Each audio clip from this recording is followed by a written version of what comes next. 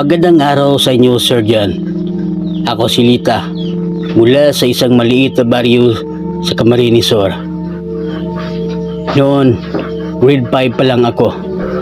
May bagong kaklase kami na nagngangalang Rico, galing sa ibang baryo. Noong una, ang mga kaklase ko ay umiiwas sa kanya. Sabi-sabi raw sa kanilang baryo ay may angkan daw na aswang ang nakatira doon. Sobrang kilala ang baryo na yon sa mga kwento ng mga nilalang na kumakain ng laman ng tao tuwing gabi. Pero si Rico, tahimik lang at magalang. Itinanggi niya ang lahat ng chismis. Hindi raw siya natatakot sa bawang, asin o krus. Katoliko daw silang buong pamilya at natatakot sa Diyos. Karamihan sa kaklase namin ay naniniwala pa rin sa mga kwento.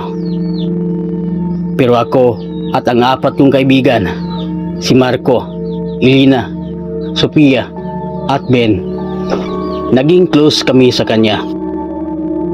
Tinulungan namin siyang mag-adjust. Tumataas ang grado niya at lalong lumakas ang loob niya. Magaling siyang mag-drawing at kumanta. Ini-ignore namin ang mga naiinggit at nandalait sa kanya. Isang hapon, inimbita ko silang lahat sa bahay namin para sa group project.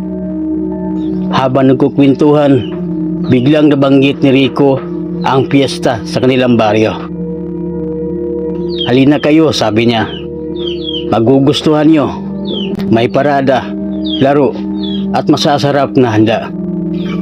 Medyo nag-alangan kami dahil sa mga kwento.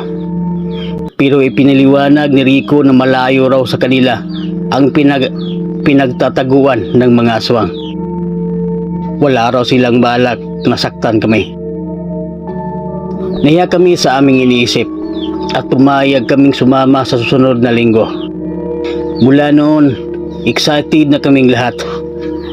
Naririnig namin sa matatanda ang mga kwento tungkol sa baryo na yon.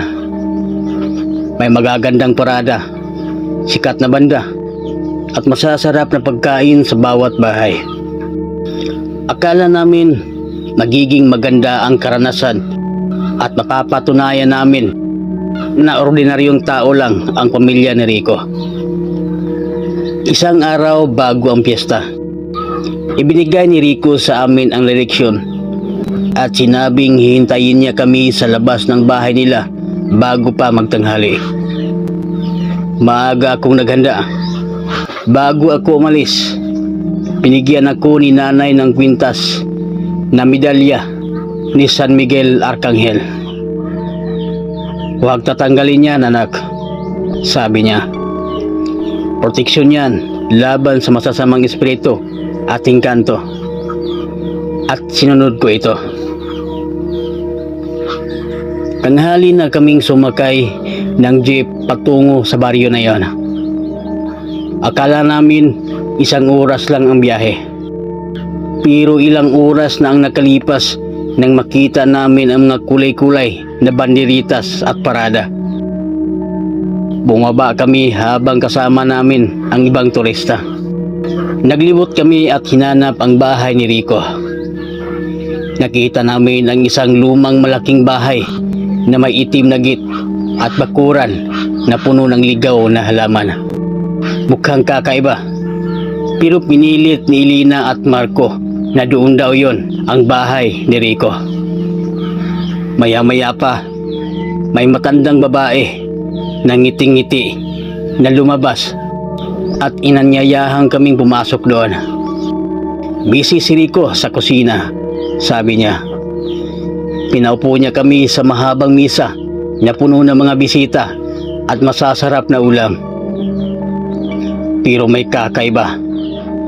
Lahat ng bisita ay nakatitig sa amin na parang gutom na gutom. Kakaiba ang amoy ng ulam, parang bulok na karne. Bigla akong pinagpawisan ng malamig. Hinahawakan ko ang medalya ko. Biglang nagbago ang mukha ng lahat. natakot, nagulat, at may nahulog na kubyertos. Mukhang takot sila sa medalya. Nagkunwari akong pupunta sa CR at sininyasan ang mga kaibigan ko. Tumayo kaming lahat at mabilis na lumabas sa likod ng bahay. Tumakbo kami ng takot na takot patungo sa kalsada. Sumakay kami sa unang jeep na nakita namin at dasal lang dasal habang tumatakbo ang sasakyan. Bumaba kami sa susunod na baryo na puno rin ng piyesta. At doon namin nakita si Rico na nakatayo sa harap ng kanilang bahay at tumitingin sa orasan. Sobrang saya namin nang makita siya. Bago pumasok sa bahay nila, ikinuwento namin ang lahat at nagulat si Rico. Mali ang baryo na napuntahan nyo, sabi niya. Ang baryo na yon na pinuntahan nyo ay kilala sa mga aswang na naghihintay ng bisita tuwing piyesta. Swerte kayo at nakalabas pa kayo. Kung hindi dahil sa medalya mo, Lita, baka hindi na kayo buhay ngayon. Nagulat ako nang sabihin niyang may anak din daw na Rico, ang matandang babae sa kabilang baryo. Ngunit ngumiti lang si Rico at sabi, baka sakali lang na pareho na pangalan. Pero sa mga mata niya, parang may kakaibang ngiti na hindi ko may paliwanag. Mula noon, tuwing may piyesta, hindi na kami basta-basta sumasama sa imbitasyon ng hindi kilala.